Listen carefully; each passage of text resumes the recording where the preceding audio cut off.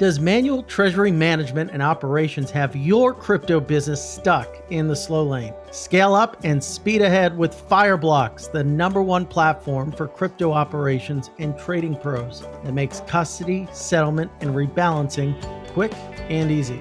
Visit fireblocks.com to learn more. This episode is brought to you by Coinbase Prime, an integrated solution that provides institutional investors with an advanced trading platform, secure custody, and prime services to manage all of their crypto assets in one place. Futuristic companies like Tesla and MicroStrategy have used Coinbase's comprehensive investing platform to execute some of the largest trades in the industry. Learn more by visiting coinbase.com/prime to get started today. I'd also like to give a shout out to Cross River. Whether you're a crypto exchange, NFT marketplace, or wallet, Cross River's integrated API-based platform provides the payment solutions you need to grow. A CryptoFin Industry Award winner and an early partner for companies like Coinbase, Cross River's tech stack supports crypto partners and enables real-time money movement for consumers. Welcome to a new world of crypto-friendly banking at crossriver.com/crypto. All opinions expressed by hosts and podcast guests are solely their own opinions and not necessarily those of the blocks. Podcast guests may have taken positions in the assets or other matters discussed in this podcast. This podcast is for informational purposes only and should not be relied upon as a basis for investment decisions. For full terms, visit theblockcrypto.com/terms-service.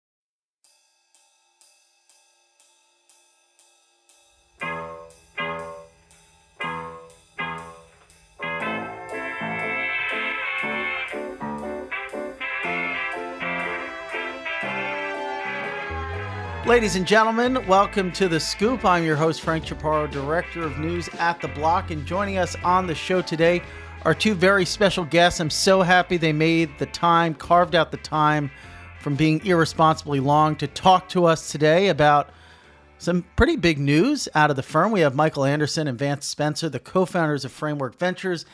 And hopefully, if you're a reader of theblockcrypto.com, you will know that Framework Ventures recently unveiled a new $400 million fund with a special focus on blockchain gaming. Framework Ventures has a very interesting, long origin story from humble beginnings. We can maybe talk about that. But now we're managing $1.4 billion in AUM. Welcome to the show, guys. Great to have Vance back on, of course, and Michael, thanks for being on. Thanks for having us. Good to be here. It's really a thrilling pleasure. So you guys are kind of, you guys made this news. Why are you betting big on blockchain gaming? What's the idea, the thesis behind that? I mean, the thesis behind that is effectively that we're now at the point where there's multiple blockchains that have 20-cent transactions. We now have custodial experiences where we can onboard, people who don't know or really use crypto today. And gaming is the world's biggest market. There's 3 billion people who play games. There's 1.5 billion people who have an internet connection that make less than $5 a day. What do you think they're going to go do when these play-to-earn games come out? They're going to go play them. And maybe it starts with, a trickle and turns into a flood. But, the end game for crypto and really any technology that seeks to have mass adoption always goes through a gaming paradigm. That's what all the Zoomers are playing. That's what all Generation Alpha are playing. That's where the math works, most favorably for us in our investments. And so it's now just a recognition of, we've gone through DeFi, we've done middleware, we've done kind of social crypto. It now feels like the time is right for gaming. And, most of these investments were funded about a year or a year and a half ago, the first generation of the play-to-earn games. And we're going to see at the end of the year, how good they are, what amount of iterations they need. But we're right at the crest of these things starting to become real. And that's why we're so excited. You guys were really early on DeFi, so I'd say maybe not as early on GameFi, but to an extent, or gaming, blockchain gaming. But you can learn from maybe past mistakes. What are you looking for in terms of where you're going to place your bets, Michael, based off of everything we've seen over the past year with Axie and the rest of them? Well, I was just about to say, I think arguably we're one of the first funds to go all in on DeFi in 2019 and 2020, mostly from a recognition that it looked like the product market fit category winner for blockchains at the time was going to be DeFi applications. And right now we have, to Vance's point, the infrastructure, the tooling, the user experiences that are getting to the point of mass market appeal where you can actually have 100 million potential monthly active players of games. And we're right around the corner from that being viable. And it also feels like 2019, 2020 for DeFi in the respect of Axie being really kind of the only example that we have of a game that's hit scale to date. Play to earn was defined by Axie and they get all the credit for that. But where they are right now is that they're going back to the drawing board and having to reinvent the game. They've invented this play to earn concept. And really where we see gaming over the next couple of years and some of the investments that we've made, some of the things that we're seeing on the infrastructure side are enabling this skill-based game, entertaining game, high fidelity, three-dimensional graphics, 4K, 60 FPS type gameplay that you would see on a PC or a console, but retaining the elements of play to earn. And really that combinatorial effect is something, the transition that we predict will move from play to earn into play and earn, where it's more that you want to be playing the game because it's a really fun and engaging game. You get to compete at the highest levels and you get to play in the economy in the same ways that you get to with Axie. And so that's the stuff that we're shooting for when we say we're looking at gaming over the next few years. Yeah, but it is still pretty challenging, clunky, and expensive for average Joes like me to engage with some of these games. Sometimes you have to bridge between different chains. Super intuitive right now. What's going to be the unlock that makes it intuitive for simpletons like me? One of the other big themes that we're betting on for this fund is just exactly what you're saying, making the experience for onboarding, non-crypto people just orders of magnitude easier. And the things that we're super excited about are things like Slide, which is a startup we just funded, where they literally do everything from the payments to the bridging to the actual, smart contract interactions in a totally custodial fashion, which abstracts really the need to go to OpenSea or download MetaMask or do any of the things that have historically turned people off from crypto. And so that is the stuff that's kind of evolving in the background while these games are being built. And we think they're roughly going to kind of ship at the same time, call it a year and a half. And we'll have both these custodial experiences and we'll have these games that people want to play. And kind of to Michael's earlier point, Axie, if you were to comp it, with DeFi and a specific project, I would say Axie is probably like the compound token launch, where they started to prove it. Everyone got really excited. Everyone's looking around saying, okay, yep, that's the playbook. The only difference is that with DeFi, it takes about 3 weeks to, copy and fork a protocol. With games, it takes, a year and a half, 2 years. And so there's a gestation period here, and it's going to take a little bit, but the custodial experiences will definitely help bootstrap these use cases. And it almost, we don't really see a way for it to happen without them.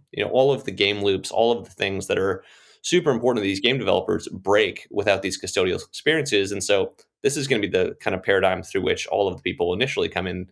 At least that's our perspective. How did you pitch it to LPs? What was this sort of framing to get them to buy into this? Did you play Axie with them? What was the situation there?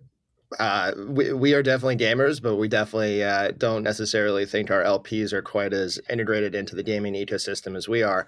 I think it's actually pretty obvious when you think about it. To Vance's earlier point, there's 3 billion people who play games on a monthly basis.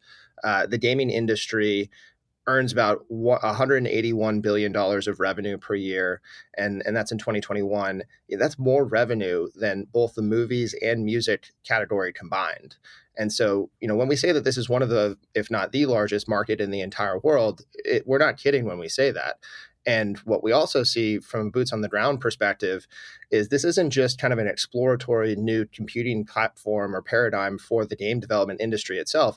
What's going on in the background of Web 2 or mobile-based gaming is historically you have this thing called the IDFA, which is a component within iOS and Android phones, which is used for advertising. And right now, that advertising element has been removed from the capabilities of app developers to target in the same ways that they've been able to target advertising. So the business model over the last 6 to 9 months has been completely eviscerated for small to medium-sized game developers. And so those game developers aren't looking at blockchain as, this new exploratory platform. They're looking at it as their only viable opportunity to build games for the next computing platform and maintain their business. And so it's more out of necessity than it is out of interest. And of course, it's experimental, it's new, it's clunky, and every computing platform before blockchain has also had the same experience when it comes to games. But it's really interesting talking to the traditional game developers and them saying, this is the next thing that I'm going to spend the next 20 years on. And it's the only platform that's going to make sense for me for that period of time. And so it just becomes really obvious. So telling those stories is, a pretty easy selling point for any institutional LPs. There is this weird double-edged sword, right? When you think about what Web3 and crypto can bring to gaming, on the one side, you have, for the first time, not just the game developers themselves to extract more value out of what they're doing, but also the gamers as well, right? Think about how much time people spend of their own, time, not necessarily, but to an extent, capital too, buying the games and buying different skins or whatever have you, and then actually having access to that value, being able to leverage it, swap it, move it around. That's great. But it also adds this element of like financial complexity that didn't exist before, insofar as if you're not managing it properly or you're not securing it properly, you're not just going to not level up, or you're not just going to, lose the game from a playing perspective, but you can actually lose money. So it becomes sort of like this, thing that is supposed to be fun, but now is part of your financial picture. I mean, it's true. And the thing that people don't really realize when you're building in Web 2, you don't really have live ammunition. If you get hacked, you're losing somebody's email address or you're losing somebody's phone number. If you get hacked in Web 3, the bullets are real. That's somebody's financial well-being. And, seeing things like the Ronin hack just illustrates how early we are. And it's just heartbreaking that, those are people who probably can't afford to lose that type of money. And yet, it's gone, and it looks like it was a state sponsored actor. And so it's not coming back. The US isn't going to be able to get that money back. And, these are the things that are such like blocking and tackling, and maybe a little bit boring, but, game developers don't know how to put things on chain. They don't know how to build an Unreal Engine that talks to a smart contract. They don't know how to build the same feedback loops and interesting game mechanics in a world where you have to go and download MetaMask and go to OpenSea to buy an NFT. And so, those are all of the drawbacks. And those are the things where the infrastructure in this space is totally not ready for the amount of game developers that are coming. And, we have a few portfolio companies that have hundreds of game developers in their pipelines that are trying to learn how to put things on chain or learn how to give their consumers a custodial wallet experience. But at the same time, there's all these hurdles. There's not a whole lot left for the indie game developers in the traditional gaming world. There's so much money in gaming, but only for a few very large studios. The rest of the people are kind of given scraps and whatever they can get. And their only monetization opportunity is selling titles to these studios. And they hate that. All they want to do is build games that are compelling, that have some sort of longevity or at least the potential to be sustainable. And this is basically, almost by process of elimination, the only place that these game developers will come. And so a lot of, Michael and I's hypotheses on this space is there's going to be a lot of shots on goal. There's going to be a ton of money chasing this stuff. We're going to produce some sort of hit. It's just statistically likely. And so this is, the future we're building and investing towards as a result. What are you doing with them, like alongside them? How are you helping them solve for some of these problems? Yeah, so I think there's a couple of things. The first thing that Vance alluded to is security. And so talking to them about, how do you actually manage bridges? How do you think about multi-sigs? How do you work with custodian solutions or providers that can enable these types of custodial solutions, wallets, services? Because those are the things that matter most when it comes to potential death blows, to Vance's point on the live ammunition comment. Those are potential death blows to smaller non-Axie Infinity games if they were to run through the same issue. And so that's, number one. And security itself is more like a game of whack-a-mole. You're never going to be 100% secure, but you can kind of give best practices and talk to them about what they should and shouldn't be doing. Then the other aspect, which I think, to your other question, Frank, really goes back to what's the new development cycle and what's the new kind of team dynamic for game developers in Web3. And it's the same DNA that you have with Web2 game developers, but there's a component that's really crucial now, which is effectively an economist, because you're working not only to define what the game is, make it really interesting, entertaining, and skill-based, but you're also having to define an entire economy for this game, which so interesting. Which is a whole new element. And it's not a core competency that you see with most traditional game developers. There's like 5 or 6 people who developed sort of the free-to-play economies, and everybody just sort of ripped and replaced the same elements in their game when they were developing them. And so having to go back to the drawing board to think about how do you think of an economy from the ground up, and how do you define an engaging element that integrates into a game is really kind of the new elements that we spend a lot of time thinking about. We have someone on our team who actually was one of the top board game designers. He also designed a number of games on the Survivor show for a couple of years. And he's someone who, we can just plug into a team and have him help think about, okay, what's the game? What are the elements? How do you make this engaging? How do you enhance the actual gameplay itself? And so, not only is it Vance and myself and everybody else on the team thinking about it, but it's something that we have on our team as a core competency and a specialist. It's so interesting, right? It's something that I've thought about in a few different episodes, or I've tried to tease this topic out, which is, what does an economic crisis look like in a game? Or how do you solve for one, right? In the analog world, the Fed or other central banks have all of these levers with which they can play, quantitative easing. I mean, we saw it all on display throughout the pandemic, buying, mortgage-backed securities, whatever have you. Now we're ramping up interest rates. We're tightening monetary policy. What does that look like in a game, right? Are there stimmies sometimes? Yeah, airdrops. Oh, there's lots of stimmies. That's what our industry is really known for with the tokens to this point. But I mean, that's an important point, and it kind of dovetails off of what Michael said. And I'm going to throw out something that doesn't make sense just to illustrate a point. There is no concept of the expansion or the contraction of the economy in Halo. When me and you get online, we'll go and play a multiplayer, game. I'll shoot you in the head. When the game ends, it's over. That's really kind of all we take away. There is no persistent economic value that's created.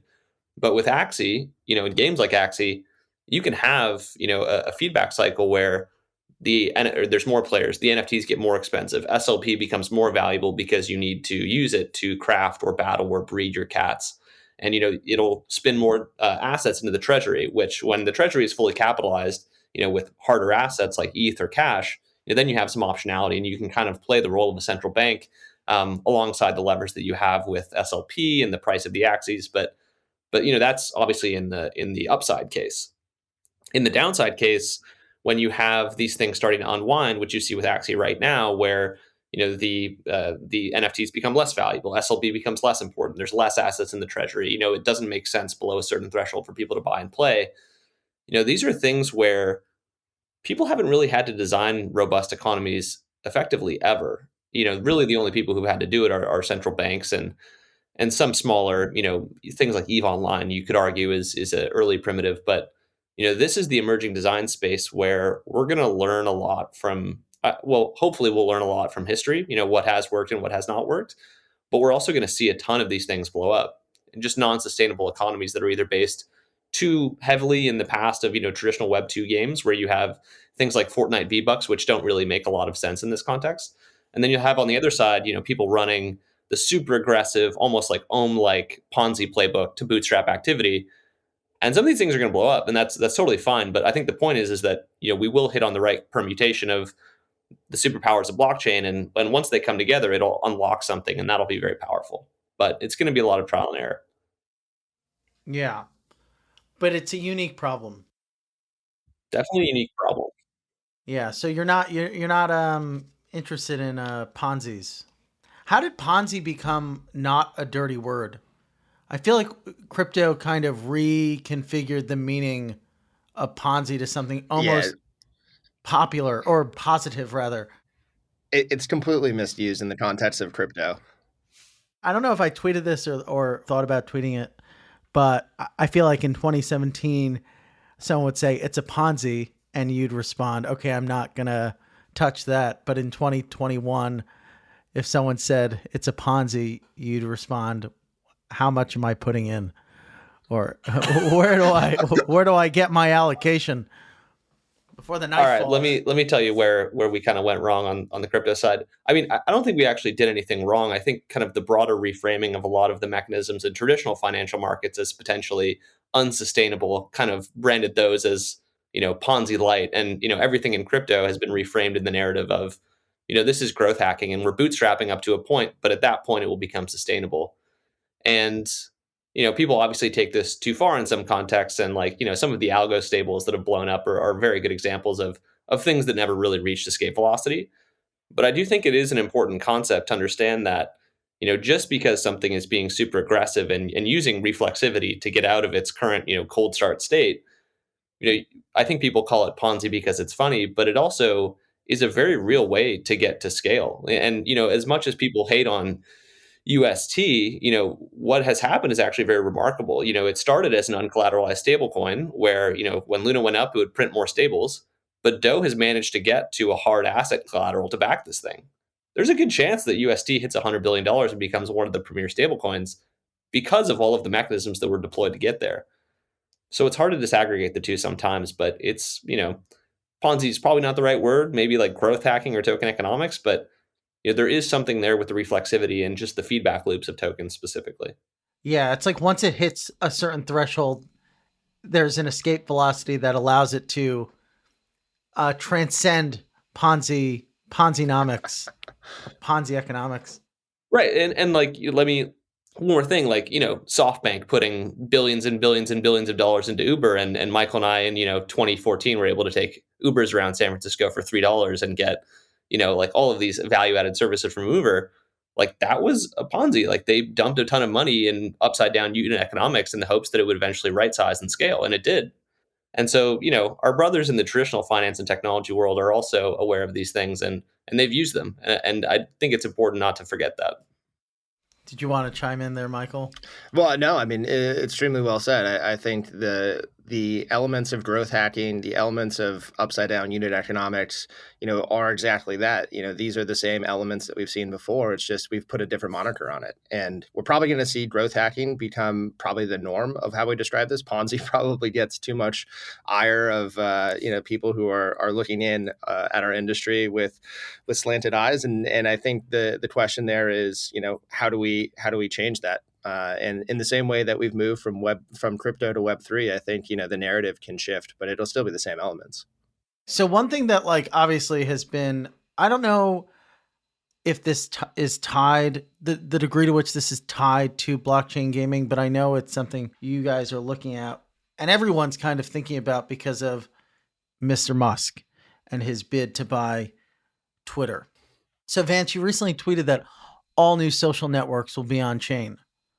So what needs to happen? What parameters need to be there for a successful on-chain social network? Does Musk bring Twitter there? What is your prognostication of that? Yeah, so I think there's kind of two paths for this to really happen. And the first is, we build some sort of blockchain where all of the, effectively messaging, posts, metadata are, built on this blockchain, and anyone can build a client on it. I can go and build my own front end, which is, the Vance theme social network. And I'm just pulling all of Frank Chaparro's posts and Michael's posts that are on chain into my own UI. And, really that's kind of the default state of where things end. The other, possibility of achieving this kind of eventuality is, we figure out some combination of IPFS and the storage protocols, and those act as effectively the message storing, primitives, and we bring those on chain with a new UI. And that's kind of more of an approach that our portfolio company Satellite is taking. I think the larger meta point is that it's just silly for, anybody to buy, a modern day social network. It's a collection of old posts, bots, a client with declining usage, and a real monetization problem. Over time, people are just going to gravitate towards on-chain social networks because they have financial primitives embedded and because there's just going to be a wealth of client diversity. You're going to be able to take your posts, your messages, whatever things you post on chain, take them, put them into a different client if you stop enjoying, whatever current client you're on. If the Twitter algo bugs you, you can go and put your data into some other social primitive. And so that's kind of really the future that we see. And I think there's been a lot of prognostication as to, maybe social media won't end up on chain, or maybe, blockchains will kind of top out with a financialized game use case or something like that. But client diversity and the ability for these things to actually bootstrap new competitors is the sole reason that they will succeed. And I believe, fundamentally the killer app of why it will be super popular. Interesting. So is Mr. Musk's effort or can he do something viable with Twitter?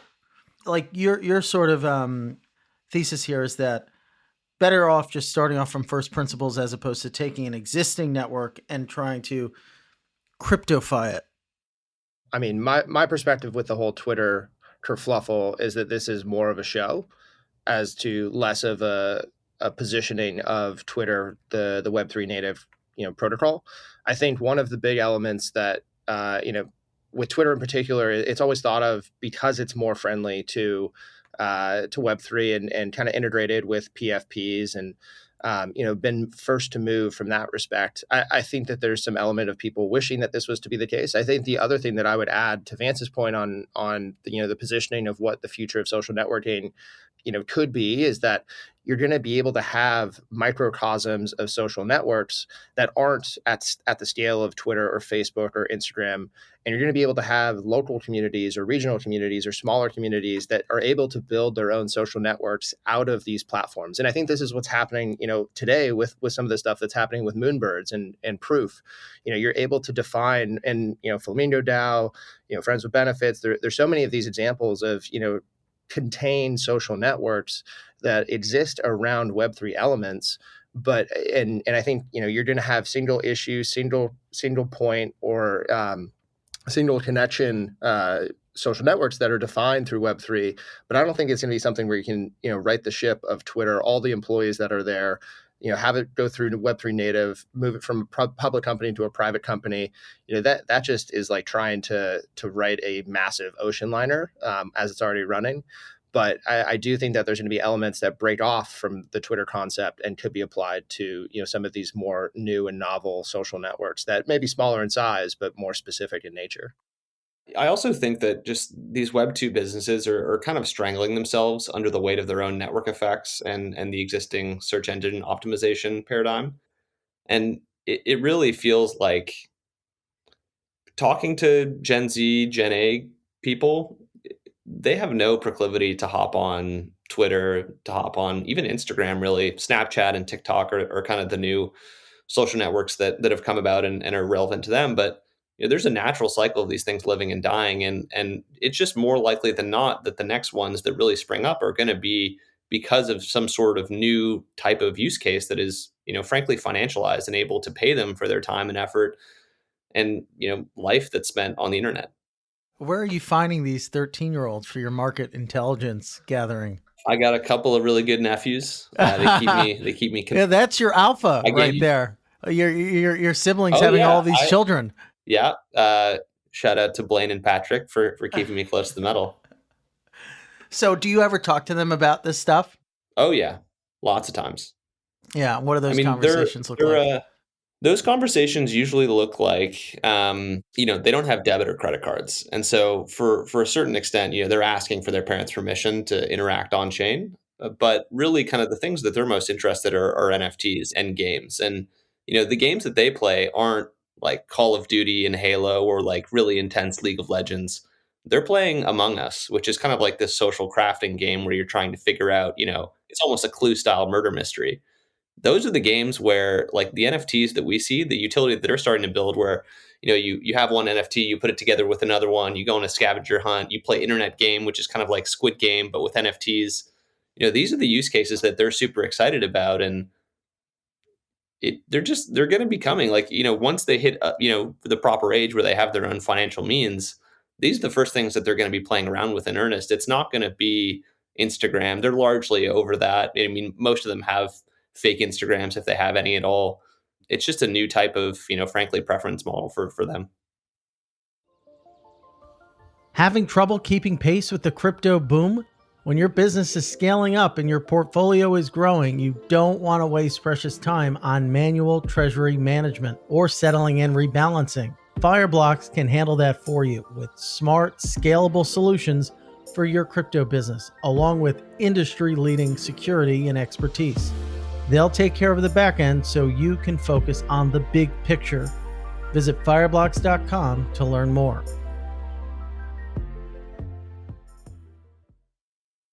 This episode is brought to you by Coinbase Prime, an integrated solution that provides institutional investors with an advanced trading platform, secure custody, and prime services to manage all their crypto assets in one place. Coinbase Prime fully integrates crypto trading and custody on a single platform and gives clients the best all-in pricing in their network using their proprietary smart order router and algorithmic execution. Futuristic companies like Tesla and MicroStrategy have already used Coinbase's comprehensive investing platform to execute some of the largest trades in the industry. Build a unified investment portfolio with one of the most trusted names in crypto. Learn more by visiting coinbase.com/prime to get started today.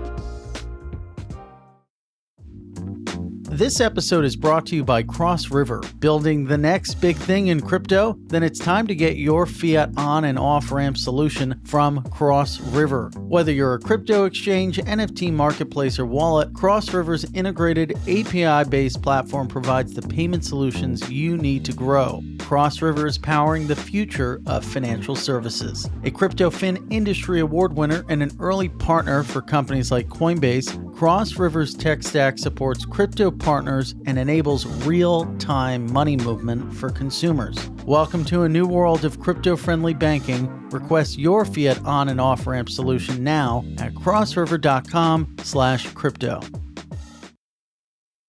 So we haven't really talked about NFTs that much. To what degree do they fit into the blockchain gaming thesis that you guys have? Is it a cornerstone? Do they need to be a core component of any blockchain game? So I think it really depends on the game. But when we think about what Web3 gaming has as an advantage over Web2 gaming, it's the elements of being able to, as we've discussed, get paid for the time that you're playing, have some sort of income element by opening up your computer, but really be able to develop something that you have ownership of. And really, when we think about, our definition, Framework's definition, Vance and my definition of the metaverse, it's not really in this view or this lens of augmented reality or virtual reality, and we're stepping into this new world. Our view is that it's really about having property rights that are on chain and control and ownership of something that's digital and scarce. And so in a lot of respects, NFTs are that encapsulation to a T. And I think when we talk to Web2 gamers or Web2 game developers about what they want to build, a lot of it right now is let's take a game and let's, replace the characters or the artifacts or the attributes with NFTs, and we'll build the game in that way. And I think, that's definitely a step in the right direction, but really that's like only half a step in the right direction. When you really need to think about what the potential for these ecosystems could be, NFTs feature prominently in that vision, but you also probably need some sort of fungible token. You need some sort of fuel or some gas or some resources that you'd be able to use and spend in the game. And you also need to be able to have the portability of having NFTs or these ecosystem assets themselves be able to move from one ecosystem to the next. And so, our definition of the metaverse is more about, having control and ownership of those assets. And so, yeah, NFTs is probably the cornerstone if the game requires it. But if it's not an NFT, it's going to be some other asset where you have ownership, and that's really our definition of Web3 gaming. It's the ownership which defines the metaverse. There's the M word. It's always looming. It's always sitting behind us, said breathing down our neck.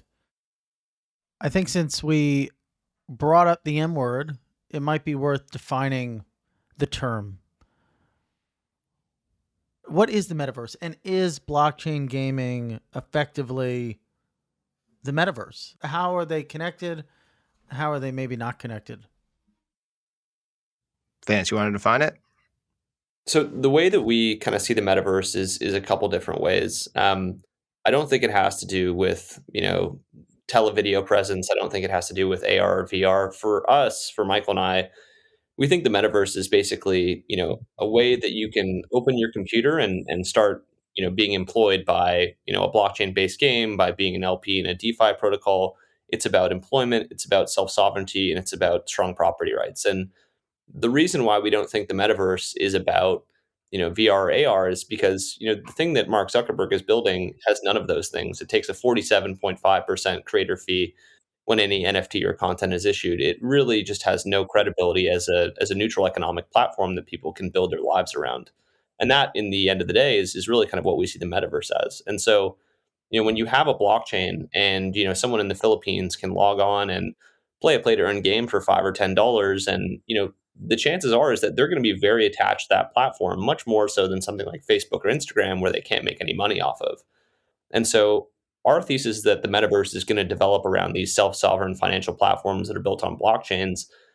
And at the end of the day, the metaverse is just simply going to be a euphemism for digital employment.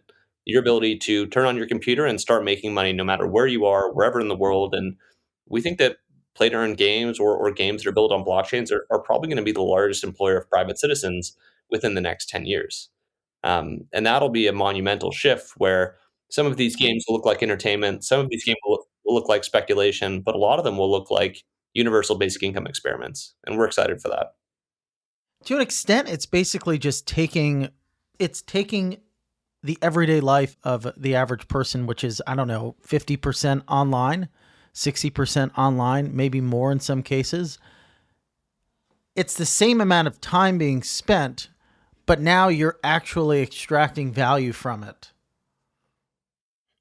I would say not necessarily extracting value, but you're earning value based on the actions that you're taking based on your online life. And this goes back to the question around social networks.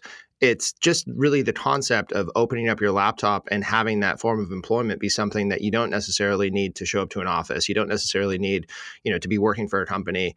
And it's not really, employment, I think, is, one kind of strict way of looking at it. But I think earning income is probably a better kind of intermediate step, where just being able to be online means that you have an opportunity to participate in networks and ecosystems, whether it be staking in DeFi, whether it be, play to earn games, whether it be some social network concept that we haven't even thought of yet, where you're able to earn based on your engagement and your following and your activity.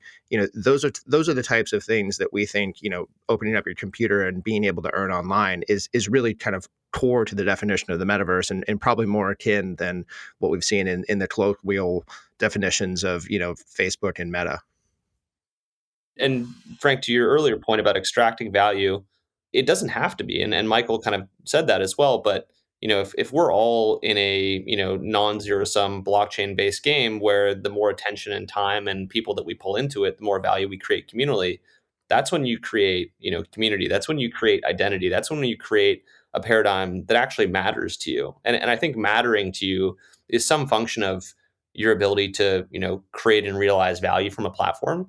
And that's just totally non-existent in Facebook and Instagram. That's never going to be the case. And so the metaverse for us is, a way to effectively be employed on chain without that, strict definition, and create community and create value and create identity through something that you actually care about, which is, something that's frankly paying you money. Okay, Vance, last time you came on, you said we were nowhere near a top, and I went ultra mega long and lost millions and millions of dollars. What happened? What happened to all that capital that was sitting on the sidelines? So I think a couple things happened. The first one was that, frankly, crypto just got internally overheated. And I think after we had that conversation, the IPO happened, and then Bitcoin, ran to whatever its all-time high was. So, not technically incorrect, but, certainly not what I expected from the market either. The other thing that happened was just, frankly, interest rates rising. And, when you're in the middle of a very bullish cycle and then people start saying they're going to tighten very aggressively, it's never really a position that, you can anticipate or really, want to be in. And so I think now, today, being kind of in the middle of the rate hike cycle, with crypto hanging in there for better or for worse, is a positive sign for us that once the amount of bad news that has already been baked in the market is starting to be realized, COVID, World War III, supply chain difficulties, inflation, once that eases off, crypto is going to be the first asset class to recover, and at least in our opinion, it seems like they're going to be the next generation of software leaders are going to be born from, what's being built today, and the traction and usage and profit and revenue numbers speak to that. Yeah, macro is definitely in the driver's seat. So, okay, we've got a few more minutes. Maybe we can talk about some things we're anticipating for the next 6 months in the short term. What's going to happen that's going to really shape the conversation? What are you two anticipating? So I think there's a couple of things in the short to medium term, let's say 6 to 9 to 12 months. And going back to us and our origination with Framework is we've always been very, very ETH heavy in terms of our focus, not necessarily the asset itself, but just kind of where attention and entrepreneurial spirit is aggregating.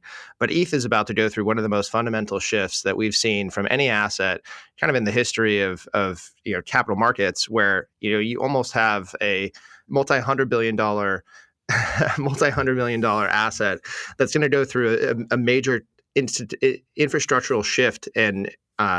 And I think this opportunity is one of the unique aspects that we're looking to in the next couple of months. And the closer that we get to it, the closer the shift to proof of stake is going to happen, and it's going to be de-risked. And so I think this is going to be a major catalyst. To Vance's point, coming out of some of the macro headwinds, we're going to see a lot of really interesting stuff. Just from the macro and institutional adoption rate of an asset that's going through this transition. So that's one of the things. I think the other thing, to go back to the games comments, is there's a number of games, probably 5 to 10, that are massive, huge opportunities, potentially AAA rated games that are going to be launching in the next 6 months, which will kind of de-risk this concept of gaming being the next paradigm of blockchain applications, because we're going to see more than just Axie Infinity as the example product, as the example ecosystem. And so for us, those are probably the two major themes that we're looking to over the next 6 months, but I'm sure we're going to be surprised with something that we haven't even thought of yet. There's always surprises lurking. Yep. The other one I would say is, I do think that staking is going to be the biggest event that happens this year, and it will be the birth of an industry. On the kind of earlier stage side, I would say that it's never been easier for startups to raise a seed. It's never been harder for them to raise a Series A/B. And you're going to see some consolidation. You're going to see some startups shut down. You're going to see valuations come down as well.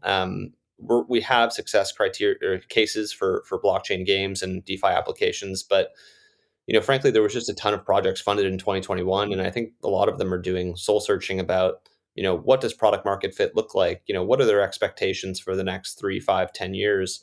And we're going to see kind of who the true believers are and who the for lack of a better word, blockchain tourists are. But I think that's healthy, and every day we see more and more talented founders, but there's definitely going to be some soul searching on the earlier stage side for a lot of these teams.